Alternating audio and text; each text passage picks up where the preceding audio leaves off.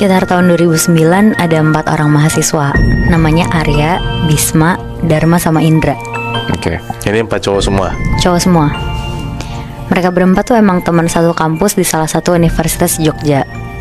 Dan mereka juga teman main dari kecil, karena kebetulan rumah mereka tuh deketan semua. Jadi di dekat rumah mereka tuh ada bioskop yang baru buka. Namanya tuh Empire XX1. Kalian tau gak? Enggak, gue kayak pernah denger deh. Nah itu tuh baru buka dan mereka berempat tuh kayak kepengen banget ngerasain nonton midnight di bioskop itu. Empire XX1 itu di dalam mall atau gimana sih, Net? Gedung sendiri gitu Moy, kayak kalau di Jakarta tuh kayak yang di Cikini, tau gak lo? Yang kayak Metropol. Nah iya benar. Oh. Nah karena katanya itu tuh bioskop yang paling bagus di Jogja saat itu. Dilihat dari bangunannya yang modern, sampai katanya film-filmnya tuh juga menarik. Akhirnya mereka berempat tuh mutusin buat nonton Orphan berempat. Oke. Mereka berangkat ke sana sekitar jam 9 malam karena jam 10-nya film tuh udah mulai. Sebenarnya si Dharma tuh udah gak mau ikut karena dia tuh mau bantuin bapaknya jual nasi goreng. Nah bapaknya tuh biasanya jual nasi goreng di sekitar area depan bioskop itu. Cuma karena Arya, Bisma sama Indra udah kepengen banget dari lama, jadi mereka ngebujuk si Dharma buat ikutan nonton.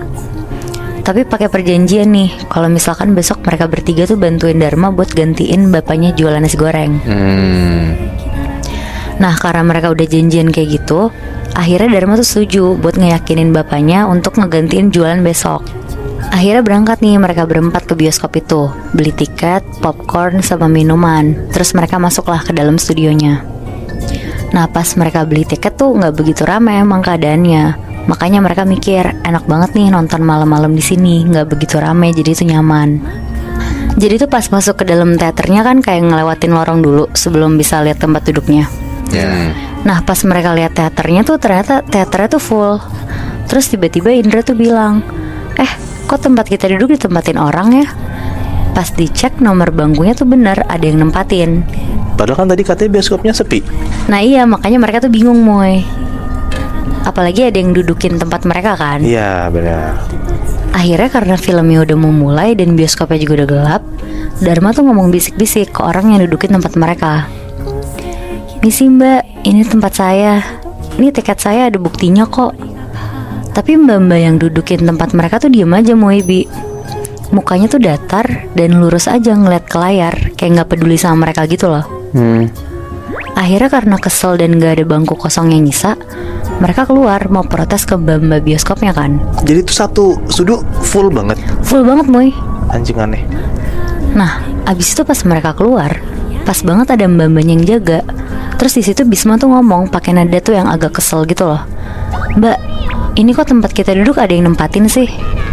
Pas ditegur juga gak ngerespon kita. Ini gimana ya? Nah ngedenger Bisma protes kayak gitu tuh mbak-mbaknya kaget dan bilang ke mereka berempat, tapi tiket midnight malam ini tuh cuma kalian yang beli. Gak ada lagi yang nonton malam ini selain kalian. Nah pas mbak-mbaknya bilang itu mereka berempat tuh panik banget. Arya langsung ngomong, tapi di dalam itu tuh penuh mbak, gak ada kursi kosong sama sekali. Tapi yang mbak-mbaknya tetap bilang, beneran mas mau ngecek sama saya ke dalam. Akhirnya karena mereka juga jadinya jiper, ya udahlah mereka nggak jadi mau nonton, terus pengen pulang aja bawaannya. Akhirnya sesampainya mereka ke rumah masing-masing, Dharma tuh langsung cerita ke bapaknya kalau tadi mereka tuh mau nonton di bioskop, tapi penuh. Padahal kata mbak-mbaknya tuh nggak ada orang lagi selain mereka yang mau nonton film itu. Pas denger itu bapaknya tuh diem aja dan bilang, ya udah besok-besok nonton pas siang-siang aja Dar. Lagian ada-ada aja, mending bantuin bapak jualan tadi. Sana Gi, kamu mandi terus sholat. Akhirnya Dharma mandi, sholat terus tidur. Besokannya mereka berempat tuh ada kelas kayak dari jam 1 siang sampai jam 4 sore. Mereka berempat di kampus masih ngomongin hal yang terjadi semalam gitu loh. Sampai mereka tuh cerita ke teman-teman mereka kalau bioskop itu tuh serem banget. Tapi mana ada yang percaya kan. Akhirnya setelah mereka ngampus, Dharma tuh ngingetin lagi ke Arya, Bisma sama Indra kalau jam 7 malam nanti tuh jangan lupa buat bantuin jualan nasi goreng. Karena kan kemarin emang janjinya kayak gitu kan. Akhirnya mereka pulang nih ke rumah masing-masing. Terus karena udah janji, mereka ketemuan lah jam 7 malam di area depan bioskop mereka kemarin. Dharma ngedorong gerobak dari rumahnya, karena rumahnya Dharma tuh juga deket banget. Akhirnya dia tuh nyampe duluan. Gak lama Arya, Bisma sama Indra tuh pada datang. Tapi karena sebenarnya mereka juga pada penasaran sama orang-orang yang datang ke gedung bioskop itu, akhirnya mereka tuh sambil bantu jualan, sambil ngeliatin orang-orang yang masuk. Sekitar jam 10 malam, mereka lihat satu-satu tuh. Oh, itu tuh ada yang turun dari mobil. Itu orang kan, bukan setan. Sambil ketawa-tawa kayak bercanda gitu lah mereka. Tapi ya mereka tuh juga gak ngeliat apa-apa yang mencurigakan gitu loh. Akhirnya mereka tuh lanjut jualan aja berempat. Sampai Dharma tuh bilang, jam 12 kita cabut deh yuk. Nah sekitar jam 12 kurang, tiba-tiba ada perempuan yang mau beli. Pas Arya nengok, Arya tuh bilang sambil bisik-bisik, itu mbak-mbak yang kemarin nempatin tempat kita. Tapi ya namanya juga pelanggan kan Moibi. Dharma tuh bilang, udah biarin, jangan berisik. Akhirnya karena perempuan ini cuma sendiri, yang ngelayanin perempuan ini tuh Dharma. Terus Arya sama yang lain tuh duduk di pinggiran. Ya walaupun sebenarnya Arya, Bisma sama Indra tuh agak takut juga, karena kemarin kan katanya nggak ada siapa-siapa kan. Tapi ya udah, karena mereka juga berempat, mereka beranilah. Akhirnya Dharma bilang, mau pesan apa mbak?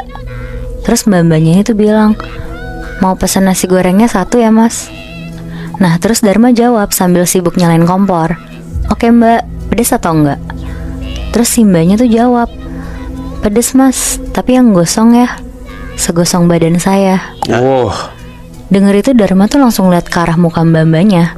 Di situ mbak-mbaknya tuh berubah, satu badannya tuh gosong kayak kebakar. Bangsat. Dari muka sampai kakinya, bahkan bajunya tuh juga robek-robek gitu Moibi. Anjing serem banget. Terus Dharma tuh teriak dan lari ke tempat duduk Arya sama yang lain. Ditanyalah sama Arya, Bisma sama Indra, woi kenapa Dar? Dharma bilang, itu lihat mbak-mbaknya gosong. Tapi pas mereka bertiga lihat tuh mbak-mbaknya itu tuh udah gak ada. Akhirnya mereka tuh langsung cepet-cepet beberes, bener-bener langsung pulang ke rumah masing-masing. Pas Dharma udah sampai di rumah, Dharma tuh ceritain langsung ke bapaknya apa yang dia lihat tadi kan. Tapi lagi-lagi bapaknya ini tuh diem aja dan bilang ke Dharma hal yang sama kayak kemarin yang diomongin. Dharma disuruh mandi dan langsung sholat. Akhirnya karena Dharma kesel sama bapaknya, dia cuma mandi tapi dia tuh gak sholat. Dia langsung tidur. Pas dia matiin lampu kamarnya dan udah pakai selimut buat mau tidur, dia merem nih. Tapi pas banget baru mau merem, Dharma tuh denger ada suara perempuan ngomong, mas, nasi goreng saya yang gosong mana? Serem banget bangsat. Dharma loncat dari tempat tidur dan langsung nyalain lampu. Dia lari bener-bener langsung keluar nyamperin bapaknya. Dharma teriak-teriak, pak, mbak-mbak yang tadi ada di kamar Dharma pak, tolong pak. Akhirnya Dharma tuh ditenangin sama bapaknya, terus diceritain lah sama bapaknya. Jadi sekitar tahun 1999 ada kebakaran yang memakan 15 korban jiwa yang habis kebakar di bioskop tempat mereka nonton kemarin. Nah dulu tuh namanya bioskop Regent. Ada 4 orang yang sampai sekarang tuh gak ketemu jasadnya. Nah kenapa Dharma sama teman-temannya itu diganggu? Karena ada kepercayaan kalau ada 4 orang yang datang ke bioskop itu pasti ditampakin sama sosok 4 orang yang sampai sekarang tuh gak ditemuin jasadnya. Wah anjing. Oh berarti si cewek ini salah satu dari korban yang belum ketemu. Iya bener Bi. Bangsat. Lu bayangin aja Mui, si cewek ini bilang, mas, nasi gorengnya tolong yang gosong, segosong badan saya. Anjing. Iya soalnya menurut gue kayaknya gak banyak orang tahu Bi kalau misalnya bioskop ini angker. Tapi ternyata angker kan. Moibi, kalian pernah gitu juga gak? Kayak lagi dalam perjalanan, terus sampai di suatu tempat, tapi ya lo clueless aja, ini tuh sebenarnya di mana. Dan bahkan nyoba nyari informasi tentang tempat ini pun juga gak nemu-nemu. Nah kalau pernah, berarti kalian ngalamin hal yang sama kayak si pengirim cerita ini. Sebut aja namanya Rangga. Dia ini salah satu pendengar setia kita, mahasiswa yang biasa narik sebagai driver ojol juga. Dan kebetulan karena pagi ke siangnya kuliah, Rangga ini tuh jadi lebih sering narik di malam hari. Pekerjaan sampingannya tuh ternyata gak cuma bisa ngasih pemasukan dia, tapi juga pengalaman ketemu setan. Ini kejadian baru beberapa bulan yang lalu katanya dia. Ada satu malam, Rangga ini dapat orderan dari Cakung ke arah Bekasi Utara, deket-deket sama Tambun lah pokoknya. Ingat banget malam itu tuh udah sekitar jam 11 malam lewat. Karena Rangga gak begitu hafal jalan, makanya dia ngikutin arah dari Google Maps aja. Terus dia tuh disaranin buat lewat jalur alternatif karena lebih cepat. Nah, jalan alternatifnya itu tuh ngelewatin semacam perumahan subsidi gitu, terus masuk ke jalan kecil yang belum diaspal. Perjalanannya dia ini jujur biasa aja sebenarnya. Tapi pas Rangga ini baru aja masuk ke jalan alternatif ini, hawanya tuh langsung kerasa aneh gitu Moy, Bi. Hawanya dingin, tapi dinginnya tuh gak wajar. Terus lampu jalannya tuh abis, jadi gelap total. Tapi yang bikin merinding detik itu juga, kata Rangga, dari spion tuh kelihatan ada sosok anak kecil berdiri di ujung jalanan tempat dia masuk. Anak kecil ini beneran cuma diem aja, gak gerak. Badannya kurus banget, kepalanya agak nunduk, dan anehnya kedua tangannya tuh kayak dilipat ke belakang. Emang kayak patah tulang gitu kelihatannya. Rangga di sini kasihan, tapi ya dia lumayan takut lah buat nyamperin. Udah tuh dia nyoba cuek, terus lanjut lurus aja ke jalanan yang makin sempit dan gelap. Dan makin dalam Rangga bawa motornya, Google Maps-nya tiba-tiba berhenti, gak gerak gitu. Dan dengan jalanan yang sempit ini, pelan-pelan Rangga turunlah dari motornya buat muter balikin motornya, karena dia takut jalan buntu juga kan. Tapi pas nyoba muter balik, jalanan barusan yang dilewatin ini tuh udah gak ada Moibi. Jalan belakang itu tuh sekarang udah jadi tembok tinggi sama pagar-pagar kawat karatan gitu. Jadi ya udah gak ada jalan lain selain dia harus lurus. Tapi baru juga berapa meter, persis di jalanan bercabang gitu, Rangga ketemu lagi sama anak kecil tadi. Dan kali ini lebih jelas tuh, kakinya gak napak ke tanah, dia ngambang pelan, kepalanya tuh miring 45 derajat, terus matanya hitam semua. Dan katanya mulutnya tuh kayak dijahit. Di situ udah pasti Rangga tuh harus ngelewatin sosok ini tuh. Makanya pas persis di depan anak ini, Rangga ini ngomong agak kenceng, terus nanya, "Dek, ngapain malam-malam di sini?" Si anak kecil ini gak ngejawab, dia tiba-tiba ngejerit kenceng banget. Tapi suaranya tuh bukan suara anak kecil, suaranya tuh serak terus panjang. Anak itu langsung buru-buru lari ke arah Rangga, sambil tangannya tuh kayak terlentang gitu, ngebuka buat meluk gitu. Rangga langsung nancep gas ngelewatin anak kecil ini sampai hampir nabrak pembatas jalan. Nah, inget kan tadi jalanannya bercabang? Di kiri jalan tuh kelihatan lebih terang dibanding jalan kanannya. Makanya Rangga mutusin buat ngambil jalur itu. Tapi begitu Rangga belok terus ngebut ngikutin jalan, dia balik lagi ke tempat dan posisi yang sama kayak tadi. Bahkan sampai di percobaan ketiga kalinya tuh masih sama Moy, Bi. Mau gak mau, di kesempatan berikutnya ini si Rangga milih buat belok ke kanan. Dan bener aja, pas dia belok kanan tuh jalanannya baru, gak mirip lah sama jalanan sebelumnya. Tapi ya jadi kayak banyak pepohonan rindang gitu yang tumbuh sembarangan di dekat sana. Selain itu, di sana juga kelihatan banyak kuburan kecil gitu di sisi kiri jalan. Pada nggak keurus gitu kelihatannya. Terus ada juga bekas bakaran dupa sama boneka rusak kegantung di ranting-ranting pohonnya. Terus pelan-pelan ada suara ngedeket ke Rangga. 1, 2, 3, di mana ya? Suaranya tuh suara anak kecil, rame, kayak lagi main petak umpet gitu malam-malam. Dan suara-suara itu tuh rasanya makin lama makin ngedeket aja. Meskipun jalanannya udah makin gede dari sebelumnya, tapi si Rangga nih gak mungkin juga kan buat muter balik lagi. Akhirnya dia ngebutin motornya lebih kenceng, tapi pandangannya dia tuh gak fokus lah ngeliat ke depan.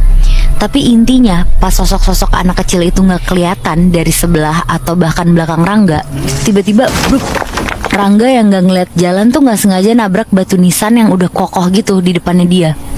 Terus hampir aja tuh dia jatuh. Dan abis itu langsung kedengeran suara anak kecil lagi. "Dapet, kamu ketemu." Dan pantas aja suaranya kedengeran lagi Muibi. Orang di detik itu juga di hadapannya Rangga udah ada beberapa nisan tua. Terus udah ada 3 anak kecil berdiri di atasnya. Yang satunya nunduk, yang satunya ngangkang di atas batu, sama satu lagi tuh jongkok, kayak lagi nyayat pahanya sendiri pakai pecahan kaca. Tapi ya sepersekian detik sosok anak-anak kecil ini tuh langsung hilang gitu aja. Sekarang gantian ada suara ketawa kecil di belakang kupingnya si Rangga. Suaranya tuh beda dari anak-anak tadi, beneran mirip suara bayi aja, kayak suara bayi nangis ngerengek gitu. Wah, di sini si Rangga tuh udah lemes banget. Dan pelan-pelan Rangga nih nengokin pandangannya ke arah samping jalan. Dan di seberang jalan itu tuh emang ada bayi ngerangkak Muibi. Tapi begitu Rangga ini nengokin stang motornya dia buat nyorot lampu ke arah bayi ini, dia kaget banget kalau itu tuh bukan bayi. Kepalanya tuh gede, matanya tuh 5, dan dari mulutnya tuh keluar ular kecil. Dan si bayi ini tuh ngomong, "Kamu bisa masuk ke sini berarti kamu siap main bareng kami. Pilihannya ikut kami atau gantian dikubur." Di situ Rangga panik, dia nggak bisa mikir apa-apa. Tapi dia di situ agak yakin kalau dia tuh naik motor lagi, takutnya disasarin lagi.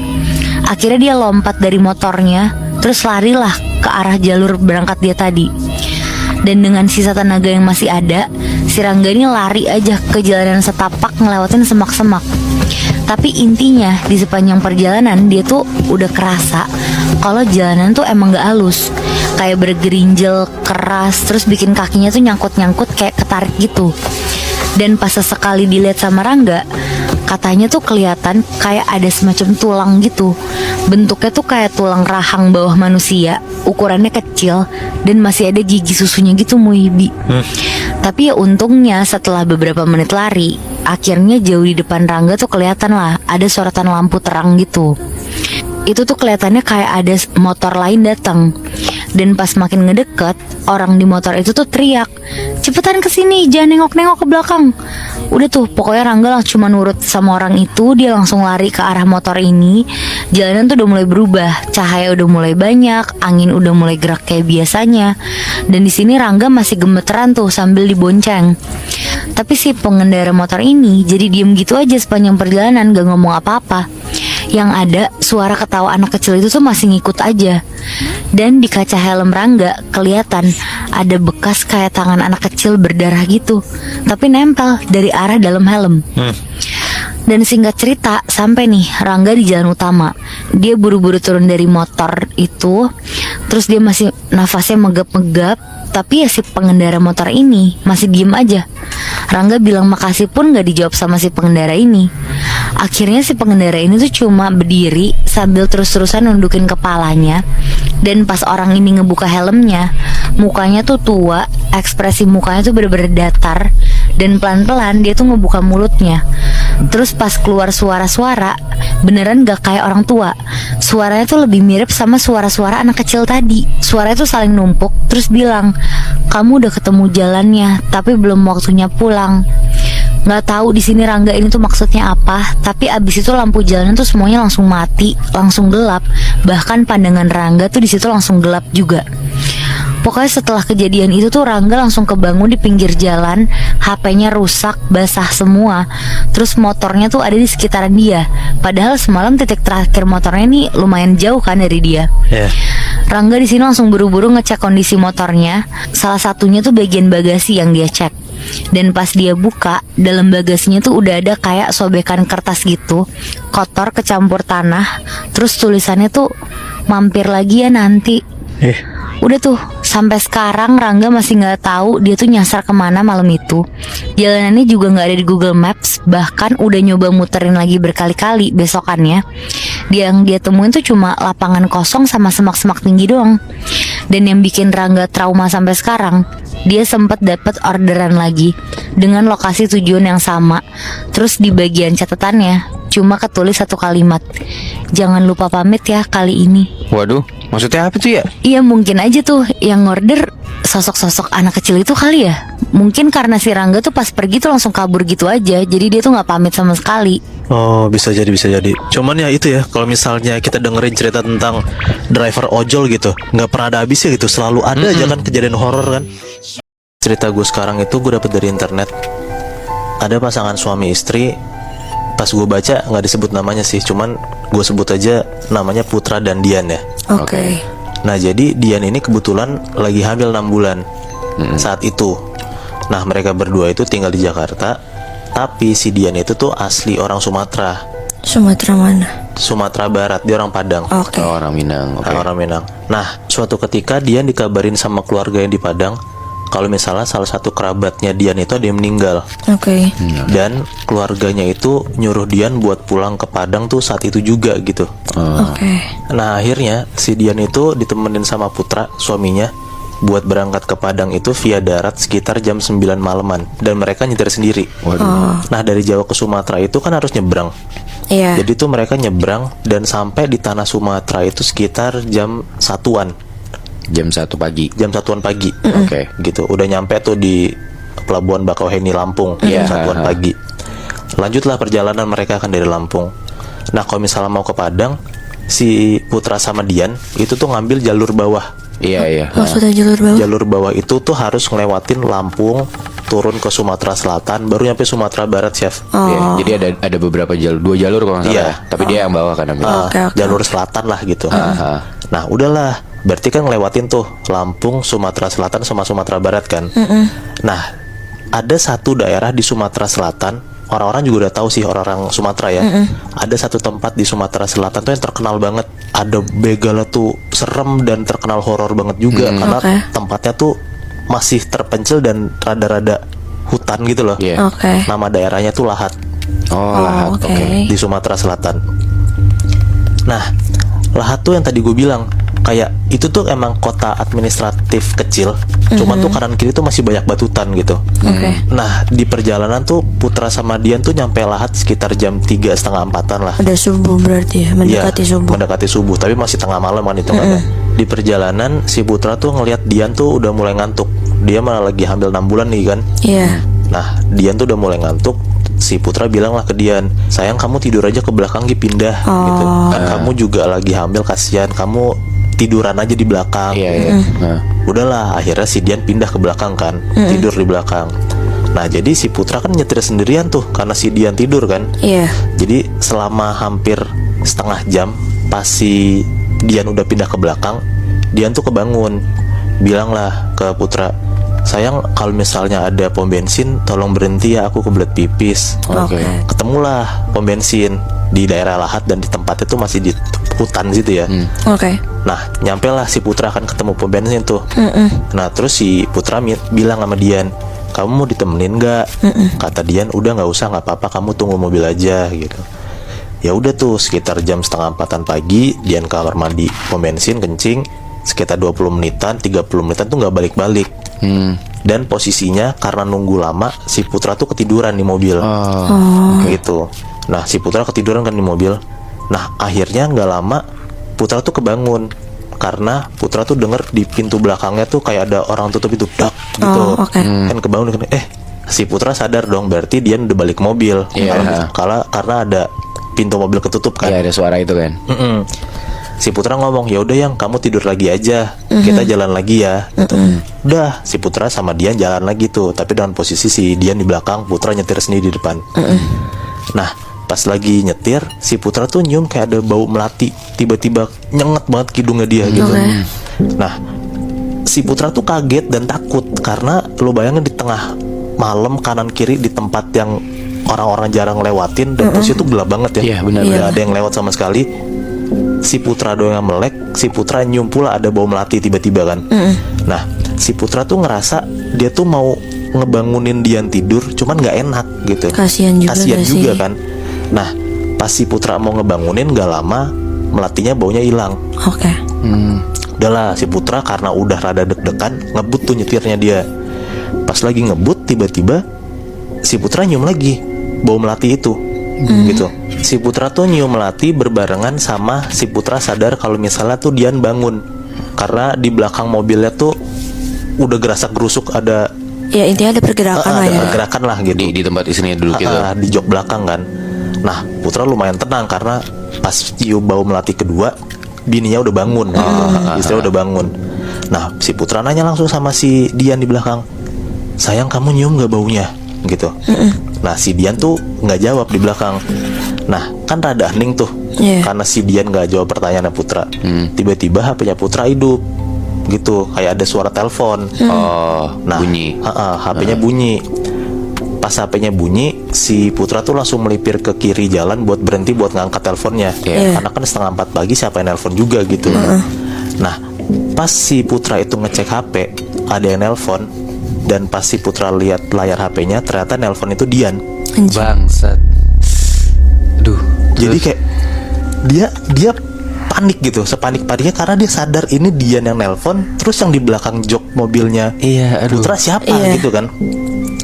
Nah udah tuh si Putra nyoba ngangkat teleponnya Dian tapi nggak berani nengok ke belakang. Oke. Si istrinya ngomong kayak gini, si Dian kayak, "Mas, kamu di mana?" gitu. Si Putra jawab, "Aku di mobil." Si Dian jawab lagi, "Mobilnya di mana, Mas? Kok aku ditinggal di pom bensin?" gitu. Nah, udah di situ makin takut tuh Putra kan, karena dia tahu yang dia bawa itu bukan Dian, dan dia tahu juga istrinya tuh ditinggal di pom bensin gitu. Anjing, gue merinding banget. Nah, di telepon Putra ngomong, "Ya udah ya sayang, bentar ya aku balik lagi ke pom bensin." gitu. Udahlah di situ si Putra matiin teleponnya, dan si Putra tuh ngeberaniin diri buat ngeliat spion gitu. Di spion tengah itu. Spion tengah gitu. Oke.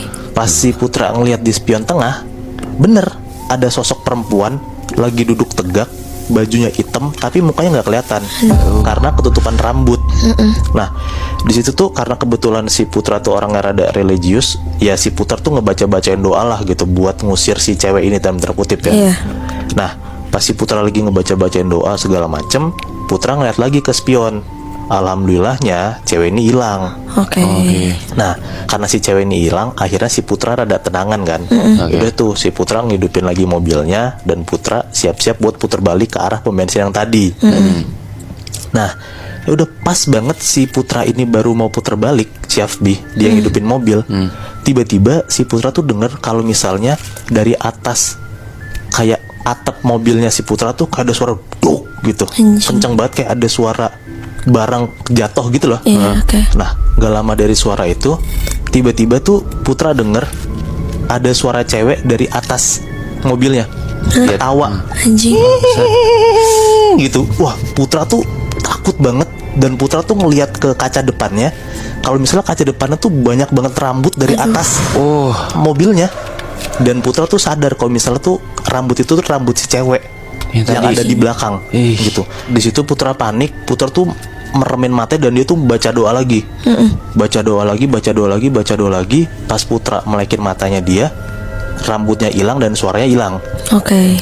Nah, udah tuh nggak lama rambutnya hilang, suara hilang, Putra langsung putar balik dan jemput lagi istrinya. Jemput lagi si Dian ke pom bensin. Nah, sampai di pom bensin, si Putra tuh nggak lihat ada si Dian gitu. Si Putra langsung nelpon Dian lah. Iya. "Dian, kamu di mana?" gitu. Si Dian langsung ngomong, "Mas, tolongin aku, Mas, perut aku sakit." gitu. Ditanya lagi sama Putra kan, "Kamu di mana?" Dian bilang, "Aku di kamar mandi, Mas, sini." Udahlah, si Putra akhirnya jalan ke kamar mandi. Nah, karena si Dian ada di kamar mandi cewek, ya Putra nggak enak dong buat masuk. Nah, si Dian nyaut lagi, "Mas, aku di dalam sini." gitu. Nah, si Putra tuh dengar kalau misalnya dari salah satu dari bilik WC-nya itu ada suara Dian emang. Oke. Nah, ya udahlah, si Putra ngeberaniin diri buat masuk, kebetulan lagi sepi juga. Si Putra ngedeketin lagi ke pintu bilik WC-nya Dian. Dan pas Putra buka pintunya, bener-bener si Putra tuh kaget sekaget-kagetnya, pucet sepucet-pucetnya mukanya.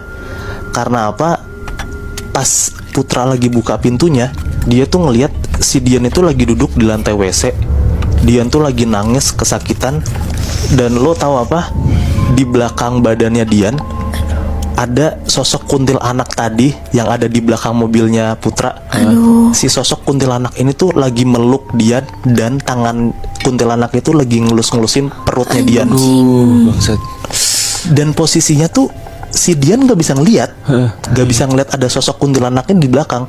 Yang ngeliat tuh cuma Putra doang. Oh, Dian nggak tahu. Dian tuh nggak tahu. Mungkin tuh Dian ngerasa kalau misalnya perutnya tuh lagi kesakitan aja, kayak lagi orang hamil Kontraksi biasa. lah ya. Iya. Tapi yang Putra lihat adalah sosok kuntilanak itu ada di belakang Dian dan lagi ngelus-ngelusin perutnya Dian. Biasanya orang kalau ke dukun buat nyelesain masalah mereka dengan cara instan kan, pasti mereka mikirnya. Iya. Nah, sebenarnya masih banyak ternyata orang yang mikir jalan keluar tercepat itu adalah ke dukun. Padahal banyak banget efek negatif yang akan timbul kalau misalnya lo percaya dukun tuh bisa nyelesain masalah lo secara instan.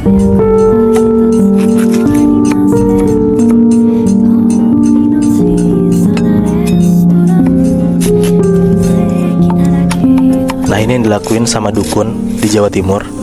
sebut aja nama dukun ini Yatno. Oke. Dia tuh pakai black magicnya gitu Bi, Nat, yang bikin orang tuh bisa dapetin kerjaan atau orang yang dia incer. Dia bisa juga nyelakain orang dengan cara santet. Pokoknya hal-hal apapun yang berbau mistis, si Yatno ini terkenal lah. Oke.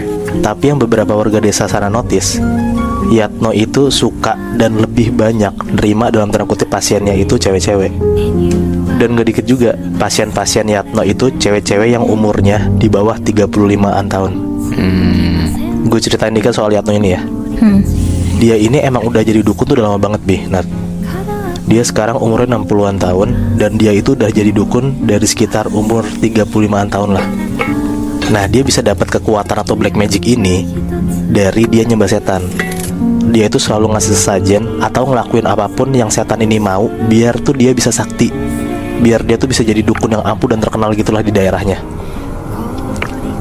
Nah, salah satu cara dia dalam tanda kutip menyembah setan itu adalah dari dulu di setiap malam Jumat dia itu selalu berhubungan badan sama setan ini.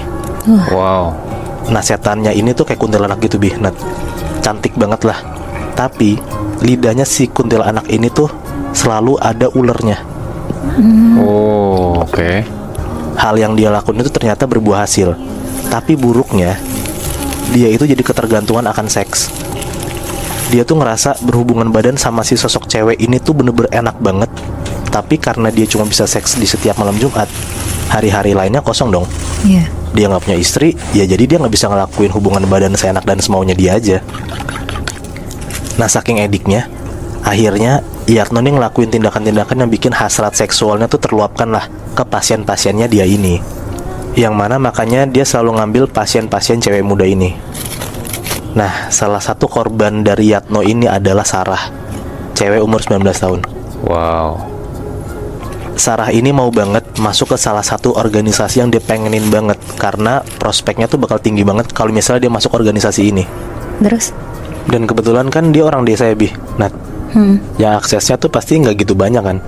Nah, makanya Sarah mikir ya sebisa mungkin apapun itu caranya dia harus masuk organisasi ini. Bentar, mah ini organisasi kampus atau gimana sih? Enggak, ini organisasi luar. Kalau misalnya lo masuk ini nih, lo tuh bakal prospeknya tinggi banget buat dapet kerjaan. Oh, oke. Buat ke luar negeri gitu lebih. Iya. Nah, Sarah ini datanglah ke tempat prakteknya si Yatno. Di malam itu, dia datang sama temennya berdua, namanya Vivi. Pas ditanya sama Yatno, kenapa mereka berdua ke tempat Yatno, ya dia jelasin lah alasan yang tadi gue bilang sebelumnya. Di situ Yatno tuh ngasih syarat-syarat yang harus Sarah penuhin, dan syaratnya itu katanya nggak memberatkan Sarah sama sekali. Nah, Yatno nanya, atasan organisasi yang kamu mau masukin ini laki-laki atau perempuan? Sarah jawab, laki-laki. Di situ Yatno ngidein lah buat ngasih susu ke Sarah, biar pas atasannya itu lihat Sarah, atasannya tuh langsung mau masukin Sarah ke organisasi ini. Sarah semangat banget dong, karena ya itu kan jadi hal kuat biar Sarah bisa masuk ke organisasi ini kan. Pas udah masuk ke sesi selanjutnya, Yatno itu nyuruh Vivi buat tunggu di luar kamar. Jadi prakteknya ini tuh di rumah Yatno sendiri Bi, Nat. Rumahnya kecil, cuma kayak petakan gitu, cuma ada 2 kamar lah. Dan kalau misalnya keluar kamar, langsung ruang tamu gitu. Iya. Kebayang kan? Bayang. Di situ Vivi ya nurut, karena yang ada urusan sama Yatno kan Sarah kan. Jadi pas Yatno bilang suruh Vivi tunggu di luar, ya Vivi langsung keluar kamar itu. Di dalam kamar ini, Sarah ini diajak ngobrol lah sama Yatno, pendekatan gitu biar akrab. Ngobrol, lama-lama Yatno ini ngasih syarat baru yang harus Sarah lakuin. Syaratnya itu adalah Sarah disuruh buka baju, biar Yatno bisa ngasih minyak di badannya Sarah, yang katanya minyak itu tuh manjur banget buat bikin orang terpikat. Awalnya Sarah kaget dan bingung, maksudnya kayak kok harus buka baju segala gitu. Tapi Yatno bilang kalau mau dapetin apa yang Sarah mau, ya harus ngelakuin ini kan. Ya udahlah, akhirnya Sarah terpaksa buka bajunya. Di situ pas Sarah udah buka bajunya, Yatno bilang, dalaman kamu lepas juga. Nah, di situ Sarah takut banget, karena ya takutnya kan Sarah dicabulin atau gimana gitu sama Yatno ini kan. Iyalah. Tapi Yatno lagi-lagi bilang, enggak, ini emang bagian dari ritualnya. Saya nggak akan ngapa-ngapainin kamu, ini yang kamu mau, saya akan kasih. Dengan berat hati, ya akhirnya Sarah ngelakuin apa yang Yatno suruh. Sarah disuruh tiduran tuh Bi, Nat. Pas pas lagi tiduran, Yatno mulailah ngelakuin hal-hal kejinya. Dia kasih minyak ke badannya Sarah, mijit-mijit Sarah. Pokoknya di situ tuh Sarah awkward banget, tapi ya apa boleh buat kan. Dan akhirnya setelah 1 jam berlalu, Yatno ngelakuin lah tindakan asusila ini. Dia berhubungan badan sama Sarah. Di luar kamar, Vivi tuh bingung banget, kayak kok lama banget gitu ritualnya. Tapi ya dia nunggu aja lah, karena apa boleh buat kan, disuruh nunggu di luar, dia nggak tahu apa-apa tuh di dalam kayak gimana. Pas di dalam si Sarah lagi berhubungan badan sama Yatno, Vivi tuh dengar dari luar kalau di dalam kamar itu ada suara cewek cekikikan kenceng banget. Kayak gitu. Kayak cewek serem ketawa gitu, kebayang lo berdua? Iya. Nah, di situ tuh Vivi takut banget ada suara cewek gitu dari dalam kamar. Vivi langsung tuh ngetok-ngetok kamar Yatno, tapi nggak ada tanggapan sama sekali dari dalam. Vivi nelpon lah si Sarah, tapi ya nggak diangkat sama Sarah sama sekali. HP Sarah tuh kedengeran hidup dari luar sama Vivi, tapi yang nggak diangkat sama Sarah. Karena Vivi takut temennya kenapa-napa, dan dia juga takut karena suasana juga serem gitu. Akhirnya Vivi ngeberanin diri buat ngintip dari lubang kunci kamar itu. Vivi arahin tuh satu matanya ke lubang kunci itu, dan Vivi ngeliat lah di dalam kamar itu apa yang terjadi. Tapi di situ Vivi lihat Sarah lagi tiduran dan lagi berhubungan badan sama Yatno. Tapi di situ muka cewek itu bukan muka Sarah. Muka cewek itu tuh jadi muka cewek yang putih pucet banget, matanya merah, dan dari mulut cewek ini keluar ular gitu, Nat. Oh shit. Jadi itu kuntilanak yang itu, Moy? Iya. Pas Vivi ngeliat itu, dia langsung teriak kenceng banget buat minta pertolongan dari warga-warga desa sana. Singkat cerita, ada beberapa warga yang datang ke rumah Yatno dan ngedobrak tuh pintu kamar Yatno. Pas warga desa udah masuk kamar Yatno, di situ mereka cuma ngeliat Sarahnya doang lagi tiduran. Si Yatno nggak tahu kemana. Warga-warga desa itu tuh langsung keliling desa lah buat cari Yatno. Semalaman warga desa tuh ngeterin desanya, nggak membuahkan hasil sama sekali. Dan akhirnya di tengah malam, sekitar jam 2-an pagi, akhirnya salah satu warga nemuin Yatno. Di mana, Moy? Nah, pas warga desa tuh lagi keliling hutan, Nat, dia ngeliat Yatno tuh lagi di tengah hutan. Dan dia ngeliat, katanya si Yatno itu lagi berhubungan badan sama kuntilanak. Buru-buru lah di situ warga desa nangkap si Yatno, dan akhirnya Yatno tuh diarak rame-rame sama warga desa sana. Katanya Yatno tuh nggak dipenjara. Yatno dimasukin ke dalam satu rumah di dalam hutan, dan Yatno tuh dipasung biar dia nggak ngelakuin hal-hal bejat itu ke orang-orang lagi. Nah, kabarnya setiap warga desa yang lagi di hutan dan lagi ngelewatin rumah itu malam-malam, mereka sering dengar suara cewek teriak cekikikan dari dalam rumah yang ada Yatno lagi dipasung itu. Oh, jadi sampai dia udah dipasung itu tuh masih berhubungan badan sama kuntilanak itu? Iya, padahal lagi dipasung, Nat. Tapi dia masih tetap nggak berhenti ngelakuin tindakan itu, tapi sama makhluk halus. Anjrit, fakta banget.